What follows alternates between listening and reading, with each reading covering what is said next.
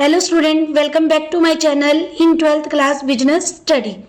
In this video, we are going to study the topic objective of management of chapter 1 nature and significance of management.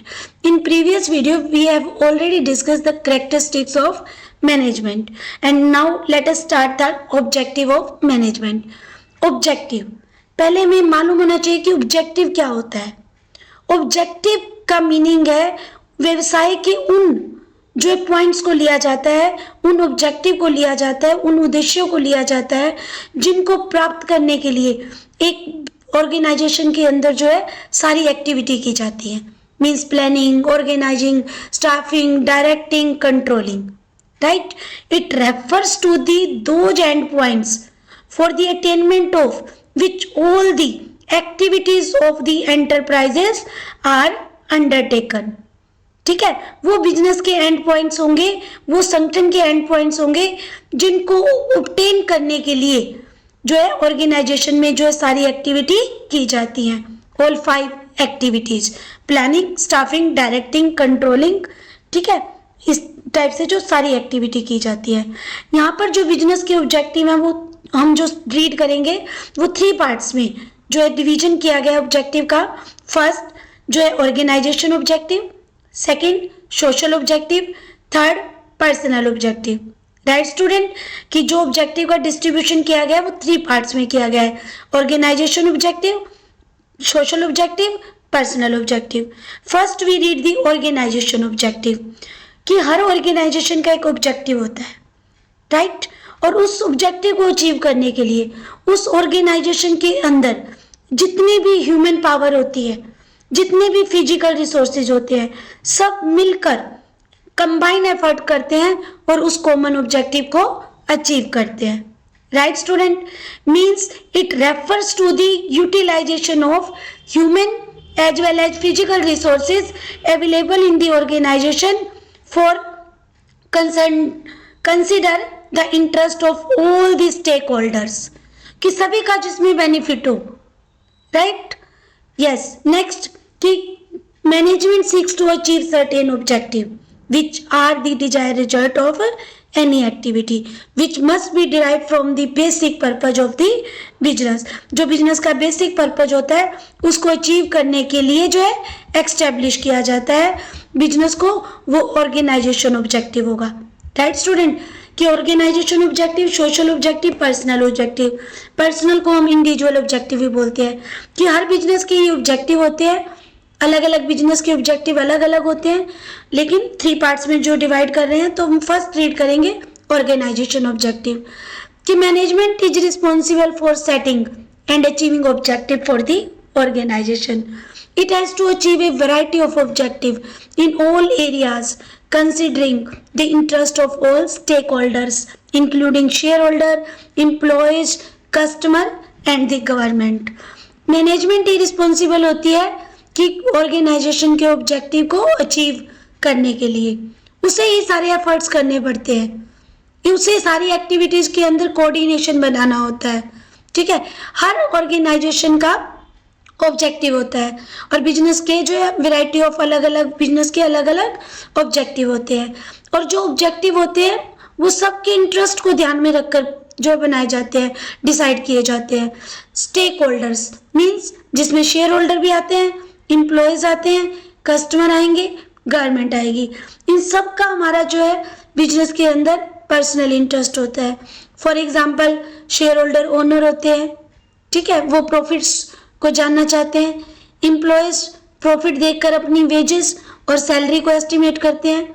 Customers जो कि हमारे जो है customer ही God है, उन्हीं के ऊपर हमारा बिजनेस है. और गवर्नमेंट टैक्स पर्पज से हमारे जो है अकाउंट को देखती है और हमारे बिजनेस से कनेक्ट होती है. इन सब का अलग अलग ऑब्जेक्टिव है. राइट. सब अलग अलग पर्पज से जो है हमारे बिजनेस के साथ कनेक्ट है. The main objective of an organization should be utilize the human and material resources to the maximal possible advantages. और मेन ऑब्जेक्टिव क्या है कि हमारी ऑर्गेनाइजेशन के अंदर जितने ह्यूमन रिसोर्सेज है, जितने मटेरियल रिसोर्सेज हैं, उसका बेस्ट यूज हो ताकि जो बिजनेस के ऑब्जेक्टिव हैं वो फुलफिल किए जा सके लोएस्ट कॉस्ट पर, ठीक है, रिजल्ट उनका जो है ज़्यादा हो और कॉस्ट उनकी कम हो। जो ऑर्गेनाइजेशन ऑब्जेक्टिव है वो फर्दर डिवाइड किए गए हैं 3 पार्ट्स में। First survival, second profit and third growth. Right student, कि जो भी ऑर्गेनाइजेशन ऑब्जेक्टिव है उनको 3 पार्ट्स में जो फर्दर डिवीजन किया गया है। फर्स्ट सर्वाइवल, सर्वाइवल मीन्स जो एक ऑर्गेनाइजेशन को जो अपने आपको उसको सस्टेन रखना है ताकि वो बनी रहे मार्केट के अंदर वो ऑर्गेनाइजेशन, तो उसे सर्वाइव करने के लिए प्रॉफिट की नीड होगी। राइट, मैनेजमेंट ही जो इस टाइप के एफर्ट्स करेगी कि एक ऑर्गेनाइजेशन जो है मार्केट के अंदर सर्वाइव कर सके। और in order to survive an organisation must earn enough revenues to cover cost. Survive करने के लिए एक ऑर्गेनाइजेशन में इतने रेवेन्यूज जो है अर्न होने चाहिए कि जो कॉस्ट की गई है उस रेवेन्यू को जनरेट करने के लिए वो कवर की जा सके। Right student, got this point कि बिजनेस में इतनी प्रॉफिट होनी चाहिए कि कॉस्ट कवर हो जाए और बिजनेस बना रहे। कि कॉस्ट कवर होगी तो कम से कम वो सस्टेन तो रहेगा। ठीक है, next point, profit. Mayor survival is not enough for business, कि ठीक है वो सर्वाइव कर रहा है बट सर्वाइव से बिजनेस जो है अब लॉन्ग टर्म तक तो आप रन अप नहीं कर सकते। वो धीरे धीरे क्या होगा जो है फिर डेक्लाइन हो जाएंगे प्रॉफिट्स, या फिर जो सर्वाइव ही ओनली कॉस्ट ही कवर कर रही है तो मैनेजमेंट या बाकी जो खर्चे वो कैसे फुलफिल होंगे। Management have to ensure that the organisation make a profit. Management ही ये इंश्योर करती है कि बिजनेस में प्रॉफिट जो कैसे की जो अर्न किए जा सकते हैं, क्योंकि प्रॉफिट ही इंसेंटिव है जब एक बिजनेस को हम बहुत सक्सेसफुली जो है रन अप करें। प्रॉफिट जरूरी चाहिए बिजनेस को सक्सेसफुली जो रन करने के लिए, बिजनेस की सारी एक्टिविटीज करने के लिए। बिना प्रॉफिट के हम बिजनेस को लॉन्ग टाइम तक जो रन अप नहीं कर सकते। Right student, profit is essential for covering cost and risk of the business. Profit बहुत जरूरी है कि कवर कॉस्ट हो जाए जो भी कॉस्ट की जा रही है। फॉर एग्जाम्पल आउटपुट प्रोड्यूस किया जा रहा है तो उस आउटपुट को प्रोड्यूस करने के लिए जो रॉ मटेरियल परचेज किया जा रहा है, राइट, और रिस्क भी है बिजनेस के अंदर, तो इन सब कॉस्ट को कवर करने के लिए जो है प्रॉफिट जो बहुत जरूरी है बिजनेस के अंदर। Right student, now come to the next point, growth. कि सर्वाइवल हो गया, प्रॉफिट हो गया मेकिंग, और थर्ड ग्रोथ। एक बिजनेसमैन को लॉन्ग रन में जो है ग्रोथ की पॉसिबिलिटी भी होनी चाहिए, क्योंकि हर बिजनेस जो है हर व्यवसाय जो क्या चाहता है कि वो विकास करे, ग्रो करे। ठीक है, और विकास वो कैसे कर सकता है, ग्रो करने के लिए, ग्रो करने को हम कैसे मेजरमेंट कर सकते हैं कि इंडस्ट्री में लगातार जो है कस्टमर बढ़ रहे हैं, उसकी इंडस्ट्रीज के अंदर जो है लगातार जो सेल बढ़ रही है, मैनेजमेंट जो है कस्टमर को अच्छी क्वालिटी के प्रोडक्ट है लोएस्ट कॉस्ट पे प्रोवाइड कर रही है, कैपिटल इन्वेस्टमेंट हो रही है, एम्प्लॉयज की क्वांटिटी पहले से बढ़ गई है। अगर ये पॉइंट बिजनेस में इंक्रीजिंग स्टेज पर है तो क्या माना जाएगा कि बिजनेस ग्रो कर रहा है। ठीक है, कि बिजनेस ग्रो कर रहा है, सेल जो है बढ़ रही है, तो हम क्या मानेंगे कि बिजनेस में ग्रोथ जो पॉसिबिलिटी जो इंक्रीजिंग ट्रेंड पर है। Right this, the number of product जो पहले बनाए जा रहे थे उससे ज़्यादा प्रोडक्ट की डिमांड हो रही है, कैपिटल इन्वेस्टमेंट बढ़ गई है, ये भी इंडिकेटर जो है हमारे बिजनेस की ग्रोथ के है। Right student, now come to the next, social objective. अभी तक जो हमने ऑब्जेक्टिव रीड किए वो ऑर्गेनाइजेशन ऑब्जेक्टिव थे जो कि 3 पार्ट्स में डिस्ट्रीब्यूट किए गए थे, जो कि survival, profit and growth. Right student, now come to the next objective, social objective. It involves the creation of benefit for society. Social objective means जो सामाजिक ऑब्जेक्टिव होते हैं, मीन्स कुछ ऑर्गेनाइजेशन जो एक्स्टेब्लिश किए गए हैं उनका जो मोटिव क्या है वो तो प्रॉफिट अर्न करना है, राइट, बट साथ साथ वो सोशल ऑब्जेक्टिव भी फुलफिल करती है। हर ऑर्गेनाइजेशन जो है जो सोशल ऑब्जेक्टिव को फुलफिल करती है वो लॉन्ग टर्म तक अपने आप को सरवाइव कर सकती है। और सोशल ऑब्जेक्टिव जो है बिजनेस और नॉन बिजनेस, दोनों ही बिजनेस या नॉन बिजनेस दोनों की रिस्पॉन्सिबिलिटी बनती है, क्योंकि बिजनेस की सोशल जो ऑब्लिगेशन है, सोशल मीन्स सामाजिक जो उत्तरदायित्व है, वो उनको फुलफिल करे। क्योंकि आज जो है सोशल रिस्पॉन्सिबिलिटी पॉइंट को उतनी ही इम्पोर्टेंस दी जाती है जितनी प्रॉफिट मेकिंग को होती है, क्योंकि कंपटीशन टाइम है। अगर जो है सोसाइटी का बेनिफिट नहीं किया जाएगा तो सोसाइटी के अंदर जो है नेम फेम नहीं बनता ऑर्गेनाइजेशन का, और वो एक मोरल ड्यूटी भी बनती है एक ऑर्गेनाइजेशन की कि वो सोशल जो रिस्पॉन्सिबिलिटी को फुलफिल करे। Right student? नाउ नेक्स्ट कि social responsibility refer to the consistently creating economic value for various constituents of society. एक सोसाइटी के अंदर जो है हम इन पार्ट्स को जो पूरे करके, ये जो वर्क करके हम सोशल रिस्पॉन्सिबिलिटी को पूरा कर सकते हैं। एक बिजनेस जो है सोशल रिस्पॉन्सिबिलिटी अपनी फुलफिल कर सकती है। फॉर एग्जांपल, वो एक ऑर्गेनाइजेशन जो ऐसी प्लेस पर जो एस्टेब्लिश है, तो वो अपने प्लेस के आसपास, अपने बिजनेस प्लेस के आसपास के इन्वायरमेंट को पोल्यूट ना करे। मीन्स वहाँ का जो एटमॉस्फेयर है वो पोल्यूट ना करे, क्योंकि कई बार प्रोडक्शन प्रोसेस कैसे होती है, वो एनवायरनमेंट को पोल्यूट करती हैं। ठीक है, तो एयर पोल्यूशन होता है, तो इस टाइप की जो है एक्टिविटी वो बिजनेस के अंदर ना होने दे। अगर कोई इस टाइप से हो रहा है तो उसे जो है कंट्रोल करने के एफर्ट्स करें। ठीक है, सेकंड, सोशल रिस्पॉन्सिबिलिटी कैसे फुल हो सकती है? सोशल रिस्पॉन्सिबिलिटी फुलफिल करने के लिए जो जहाँ बिजनेस एक्स्टेब्लिश है वहाँ के लोगों को एम्प्लॉयमेंट अपॉर्चुनिटी दी जाए, कि वहाँ के आसपास के लोगों को रोजगार के अवसर दे। ठीक है, जो अंडर प्रिविलेज्ड जो सेक्शन है सोसाइटी का, उन्हें बेसिक एमिनिटीज दी जाए। फॉर एग्जांपल, जो यहाँ पर ऑर्गेनाइजेशन है, आसपास कोई स्कूल है तो उसी में कुछ डोनेशन दे दे, नहीं है तो स्कूल ओपन करवा दे, हेल्थ केयर फैसिलिटी जो ओपन करवा दे। ठीक है, इस टाइप से अगर वो वर्क करती है ऑर्गेनाइजेशन के अंदर, तो वो अपनी सोशल रिस्पॉन्सिबिलिटी को पूरा कर सकती है। तो एक बिजनेसमैन सोशल रिस्पॉन्सिबिलिटी कैसे पूरी कर सकता है? वो रोजगार के अवसर दे सकता है अपने आसपास के लोगों को, बिजनेस के आसपास के लोगों को। सेकंड, जो इन्वायरमेंट को पोल्यूट होने से बचा सकता है। थर्ड पॉइंट, वो लोगों की लाइफस्टाइल में इंप्रूवमेंट कर सकता है। तो इस तरह से वो सोशल रिस्पॉन्सिबिलिटी या सोशल ऑब्जेक्टिव को पूरा कर सकता है। जैसे एग्जाम्पल हम एशियन पेंट का लें।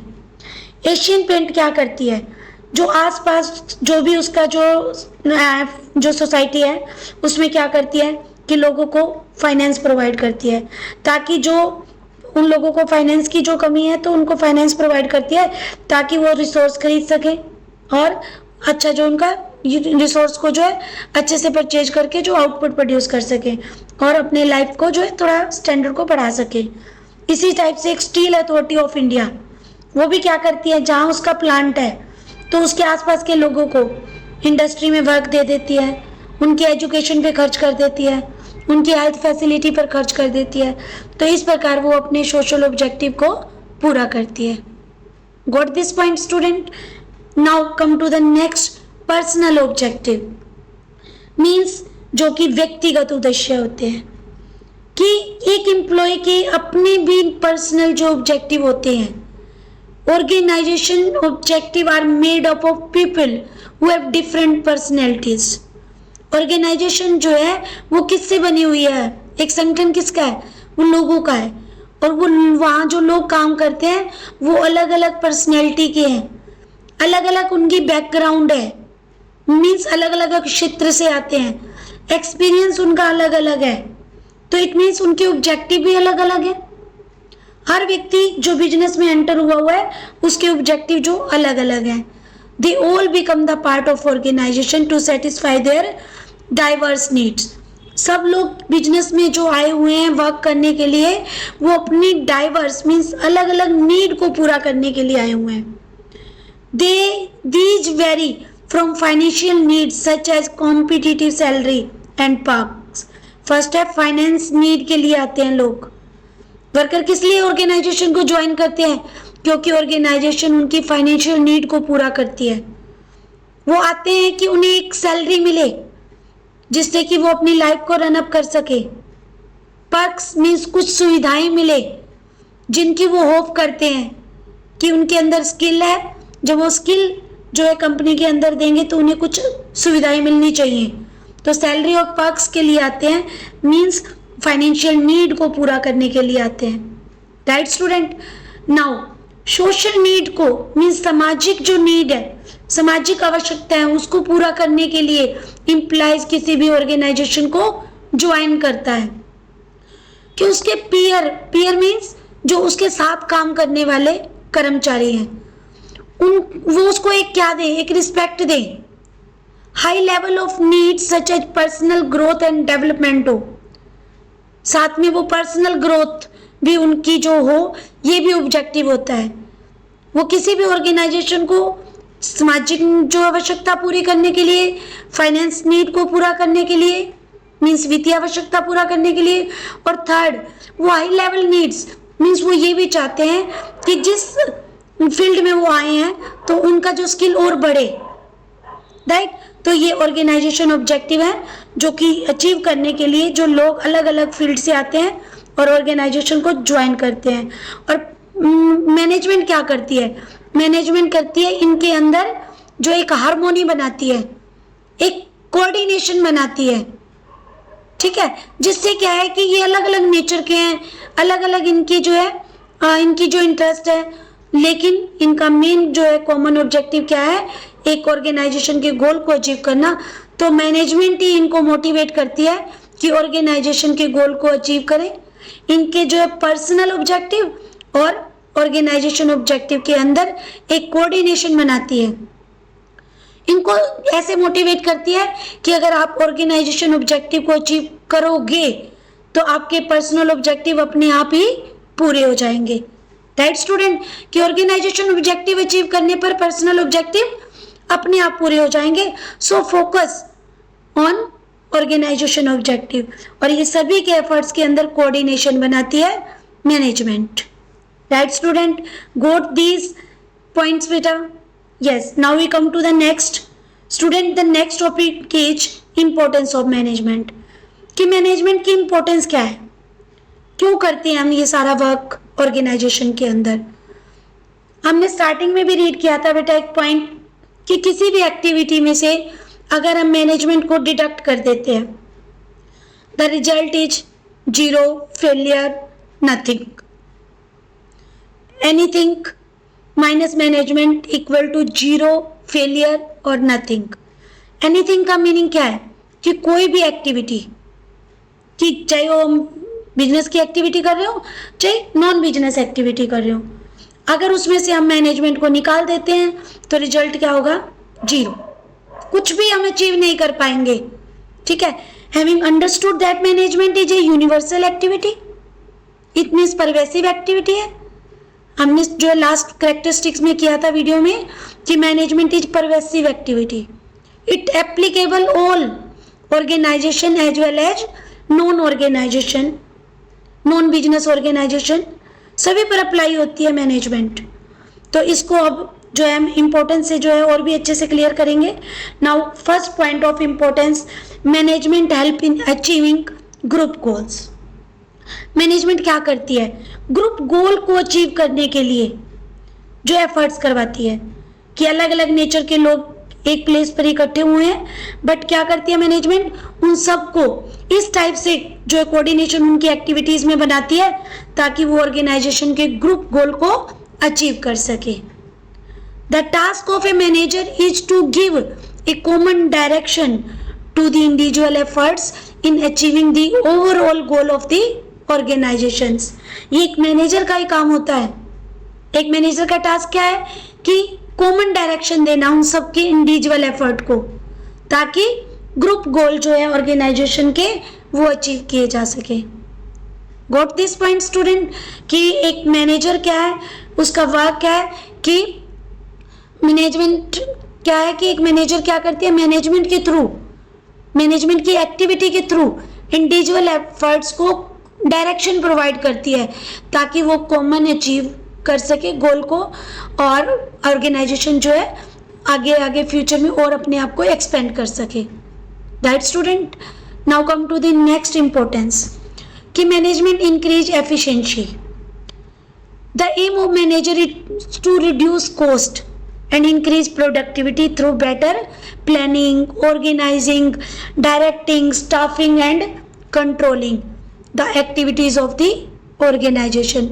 Management efficiency increase करती है, मीन्स कुशलता को बढ़ाती है जो बिजनेस की, जो हर एक्टिविटी को इतनी एफिशिएंट तरीके से मैनेजर जो है कंप्लीट करवाते हैं वर्कर से कि जो कॉस्ट है जो प्रोडक्ट की वो तो रिड्यूस हो जाए और प्रोडक्टिविटी जो इंक्रीज होती जाए। और वो ये वर्क कैसे करते हैं?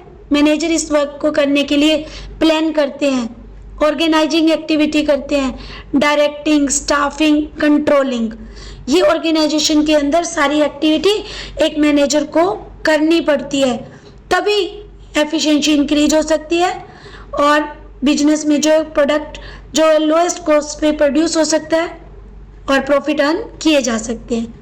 प्लानिंग के अंदर जो है प्लान किया जाता है एडवांस में कि ऑर्गेनाइजेशन में क्या क्या वर्क किया जाएगा, उन वर्क को कौन करेगा कि एडवांस में डिसाइड कर लिया जाता है। ठीक है, प्रोडक्ट की क्वालिटी क्या होगी, इट मीन स्टैंडर्ड भी, प्रोडक्ट के बारे में भी प्लानिंग के अंदर जो है डिसाइड कर लिए जाते हैं। सेकंड, ऑर्गेनाइजेशन के अंदर स्ट्रक्चर तैयार किया जाता है कि किन किन जो है हमें चीज़ों की ज़रूरत है, कौन सी मशीनरी चाहिए, इंटरनल प्रेमाइसेस कैसा होना चाहिए, सब जो है तैयार किया जाता है।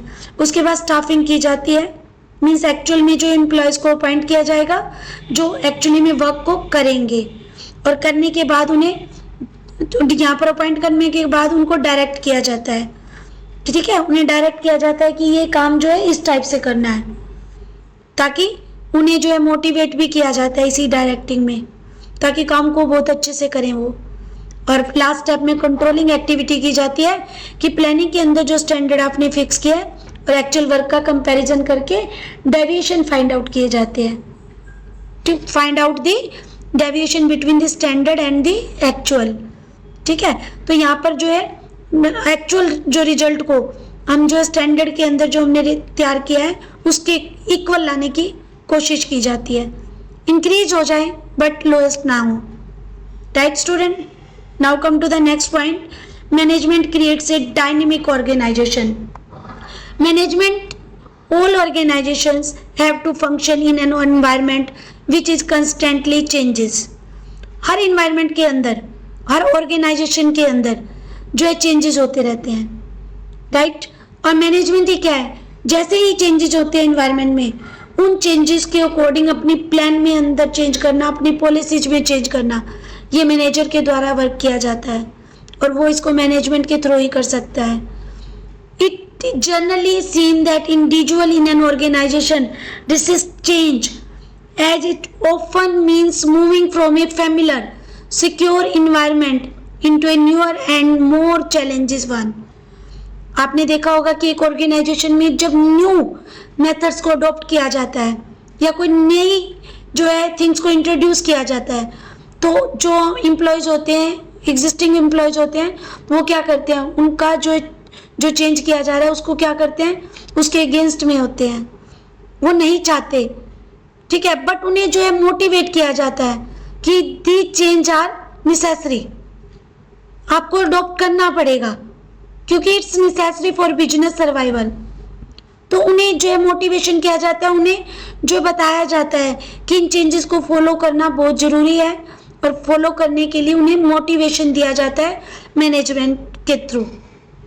मैनेजर ये सारे वर्क करता है ताकि कॉम्पिटिटिव जो एड्स का जो है उनको जो फेस किया जा सके, कंपटीशन को ही फेस करने के लिए जो इन्वायरमेंट में चेंजेस हो रहे होते हैं उनको जो है फेस करने के लिए जो चेंजेस अपने प्लान और पॉलिसीज के अंदर किए जाते हैं।